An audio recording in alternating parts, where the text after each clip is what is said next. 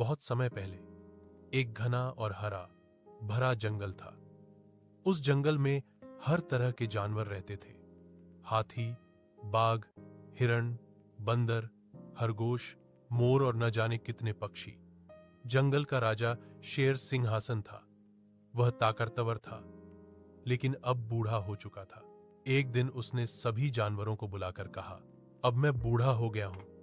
मुझे एक नए राजा की जरूरत है जो इस जंगल को संभाल सके। लेकिन याद रखो, राजा वही बनेगा जिसके दिल में सबके लिए दया और न्याय होगा, न कि केवल ताकत। सभी जानवर उत्साहित हो गए। अगले दिन जंगल में एक सभा बुलाई गई। पहला दावेदार बाघ बाघ जोर जोर से दहाड़ा और बोला, राजा तो मैं ही बनूंगा, क्योंकि मेरी ताकत सबसे ज्यादा है। मुझसे सब डरते हैं। लेकिन तभी खरगोश बोला, राजा का काम डराना नहीं, सबकी रक्षा करना है। बाकी जानवरों ने भी सिर हिलाया। बाघ गुस्से में चला गया। दूसरा दावेदार हाथी अब हाथी आगे आया और बोला, मेरे पास लंबी सूंड है, मैं सबसे बड़ा और ताकतवर हूं, मैं सबकी मदद कर सकता हूं। लेकिन बंदर ने कहा, सिर्फ बड़ा होना ही काफी नहीं है, राजा को बुद्धिमान भी होना चाहिए। हाथी सोच में पड़ गया और चुपचाप पीछे हट गया।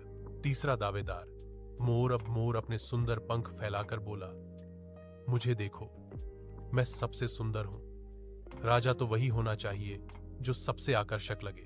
लेकिन तोता हंसकर बोला, राजा को सुंदरता से नहीं, अपने कामों से पहचाना जाता है। मोर शर्मिंदा हो गया और बैठ गया।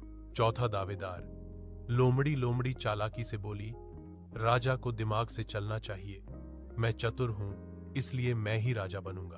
तभी हिरण बोला, लेकिन तुम्हारी चालाकी से सबको नुकसान होगा, फायदा नहीं। सभी ने मिलकर लोमड़ी को भी ना